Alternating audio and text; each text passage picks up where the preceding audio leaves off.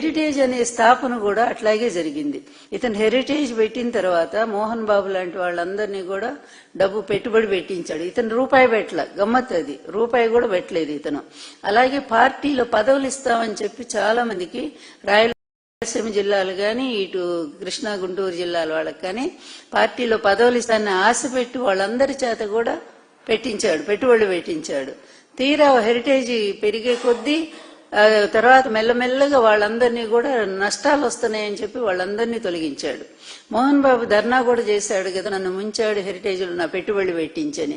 అంటే ఇంత నీచుడు నమ్మిన వాళ్ళని ఎలా నట్టేట ముంచుతాడంటానికి చంద్రబాబే దానికి తార్కాణం. ఈ రోజు జగన్మోహన్ రెడ్డి గారిని ఎదుర్కోలేక, ఎందుకంటే ఎక్కడ చూసినా కూడా జగన్నాథమే, నిజంగా కూడా జగన్నాథమే. ఎందుకంటే ఆయన పేరులోనే హిందుత్వం ఉంది, ఆయన పేరులోనే ఉంది. ఆయన జగన్మోహనుడు నిజంగానే. ఎందుకంటే అలాగే రాజశేఖర్ అంటే శివుడు, తర్వాత జగన్మోహన్ రెడ్డి విష్ణుమూర్తి.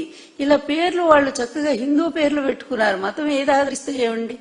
మంచిదైనప్పుడు మతాన్ని దేన్ని గౌరవించినా తప్పేముంది? ఈ దేశంలో మన రాజ్యాంగమే ఆ విధమైనటువంటి హక్కులు ఇచ్చింది కదా, లౌకిక రాజ్యాంగం.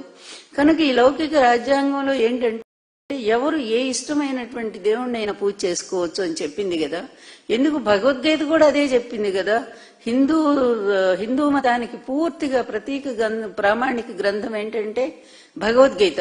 ఆ భగవద్గీత కూడా అదే చెప్తోంది కదా, ఏధా మాం ప్రపద్యంతే తాం తథైవ భజామ్యహం మమ వర్త్మానువర్తంతే మనుష్య పార్థ సర్వసహ.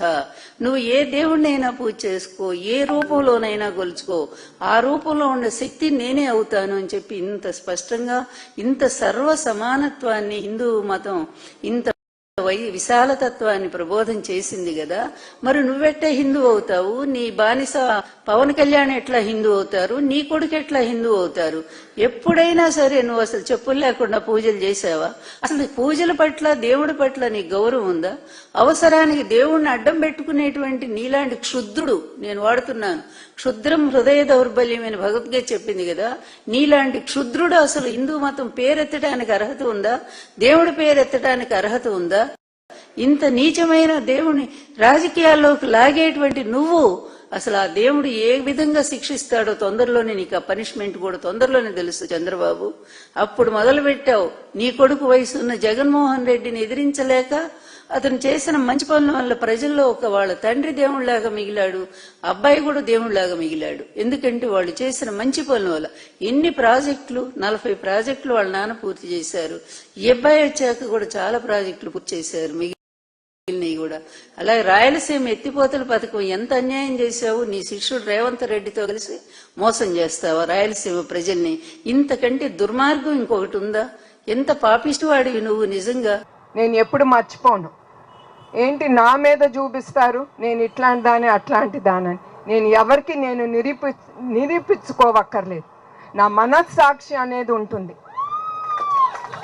అది మా ఆయన నమ్మితే చాలు. నాకు వేరే వాళ్ళు ఏం వాగినా అది మనకు అనవసరం. అది ఇక్కడ ఉండే స్త్రీలనికి కూడా నేను ఆ సందేశం ఇవ్వాలనుకుంటున్నాను.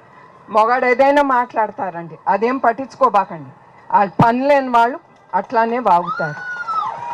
వాళ్ళు మర్చిపోతున్నారు ఒక ఆడది తల్లి భార్య అని. ఈ సృష్టికి మూలకర్త ఆడదనేది వాళ్ళు మర్చిపోయారు. ఏది ఎత్తుకెళ్ళినా ఏది ఆగదండి. మనం ముందుకు వెళ్తాం. ఎవరు ఆపినా ఎవరు ఏమి చేసినా మనం అందరం ముందుకు వెళ్దాం. చెయ్యి కలిపి చంద్రబాబు నాయుడు గారికి సపోర్ట్తో మన అందరం ముందుకు